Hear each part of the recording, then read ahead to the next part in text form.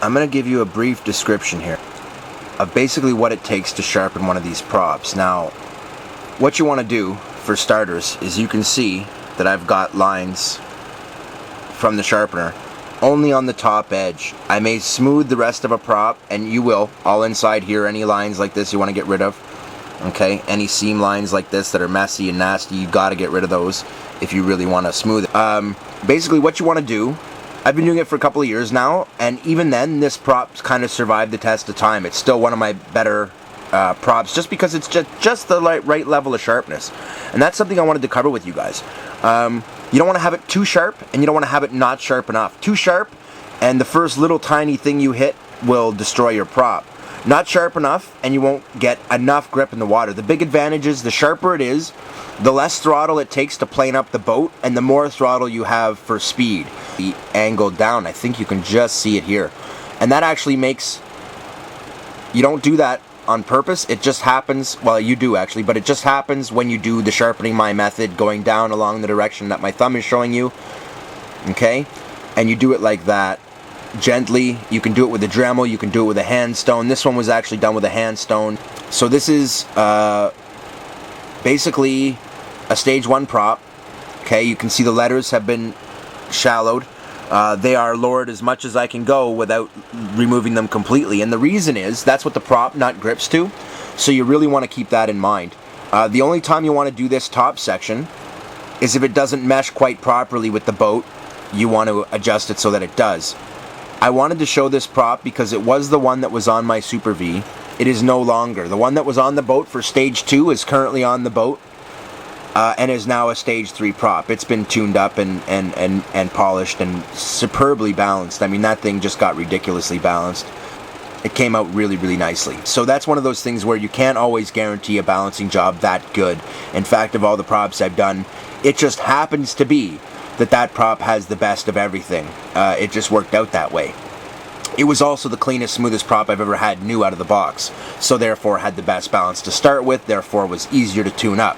If you've got a lot of material to remove, and you focus your efforts on doing that smoothly and precisely, while not corrupting this back line, if you have to remove material along it, don't change the thickness of this back line. A lot of people make that mistake, don't do it. It's this line that you want to sharpen, okay? Because as the prop is sitting on the boat, it's turning this way. That back line has nothing to do with your grip in the water. People think that that'll help. It won't. It'll actually make the boat worse. What'll make it better is sharpening this front edge that grips the water, okay? And smoothing it as much as you can down this line.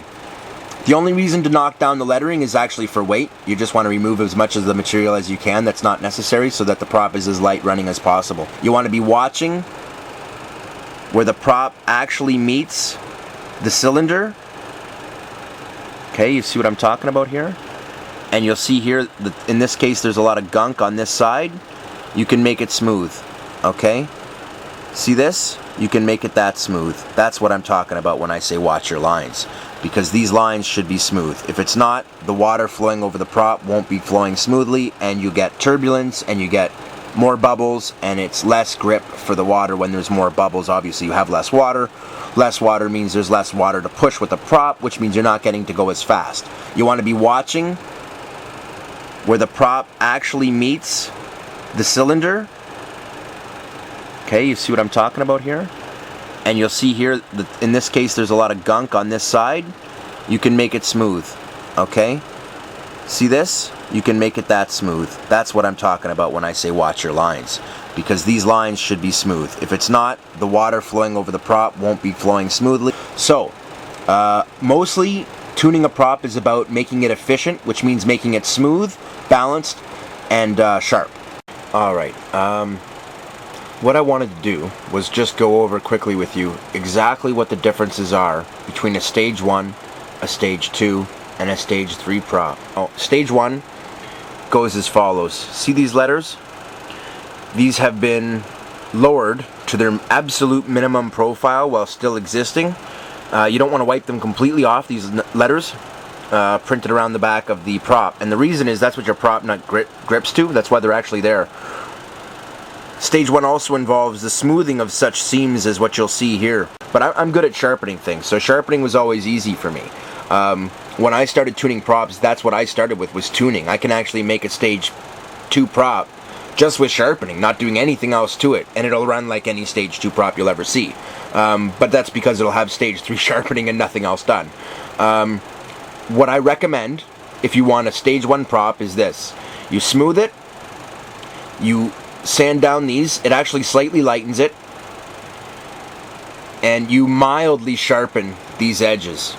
This has basically stage 2 sharpening, and the only thing this one really needs to be stage 2 is to be smoothed, okay? I do not consider polishing a necessary part of stage 2. Basically, stage 1, like I said, is those simple things. Stage 2 consists of sharpening, smoothing fully, which means you get right in there and you reduce anything that's not perfectly smooth. You get rid of every last millimeter of those seams. Okay? You might even do a light polishing and a light balancing, and that would be a stage 2 prop. Stage 3 means you get it as sharp as you can get it, balance it to perfection, polish it until you can't stand to polish it anymore because it's driving you nuts.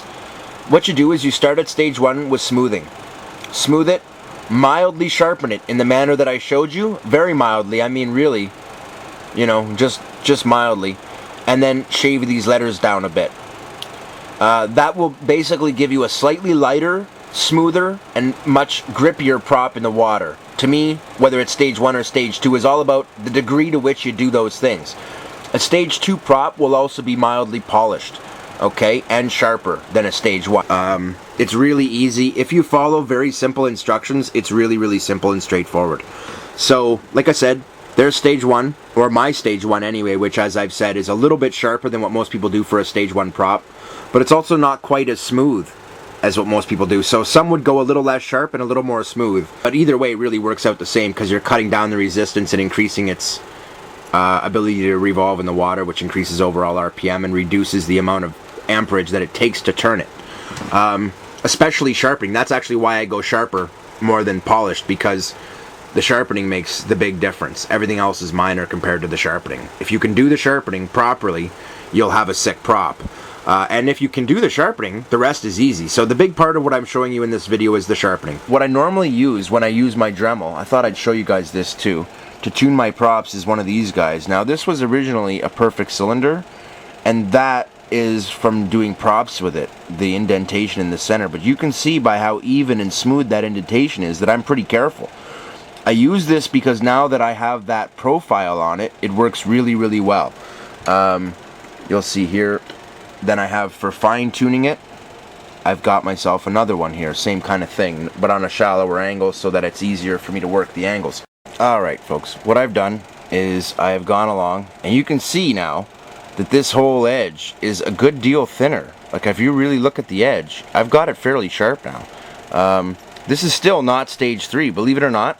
To get stage 3, you would have to have it a little sharper than this. This is not sharp enough to cut you. Stage 3 pretty well would be. But it's real close, and it's in that ballpark. Now, I've smoothed it, I've sharpened it. Next stage, believe it or not, you might think, oh great, let's polish it. No, balance it first. Trust me.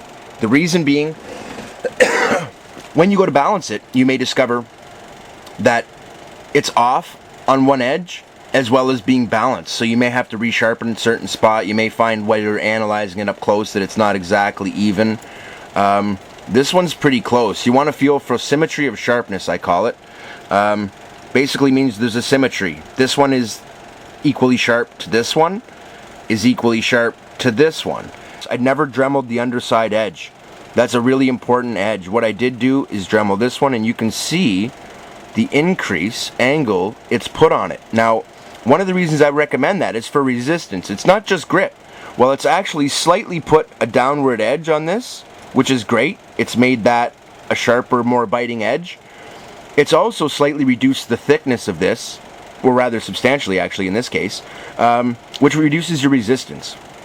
So a lot of it has to do with resistance. The balance is not necessarily resistance, it's vibration. If you can eliminate vibration, you can eliminate a lot of the power leaching.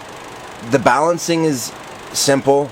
Get a balancer, I personally use this one. Okay, comes from Grim Racer. Polishing is simple. You can use any basic polishing compound in a Dremel. It's not complicated. So I've covered the most difficult part, and the rest is up to you, Keith. A lot of it has to do with the individual boat. These are 3 very different boats. Even though they're all about the same length, they're all very similar in weight. They all take 2 batteries. You know, you might think that these are all basically the same and that one prop would do the job for all of these. They're totally separate, and the props you need to do them are different, okay? This boat has a nice top speed. I like to use a 3-blade prop on it because it gives it wicked acceleration.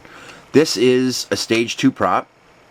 In the first video I showed of it, the only time it's been online so far, it has had a stage 1 prop on it. This is now the same prop done to stage 2, and I'm just going to show you the difference here between a stage 2 and a stage 3. Now, I've also done a second stage 3 prop that is a 2-blade, and I'll show you that in a second. But I just wanted to show you. Now, you see what I was talking about the difference between stage 2 and stage 3 being the degree to which you do things? This one is not as polished or as properly or as perfectly smoothed. This one's still a bit rough. It could be better. This one, on the other hand, is perfect. As I was saying, no matter how close you look, it's pretty well polished perfection. There's no flaws on it anywhere. That is a true stage 3.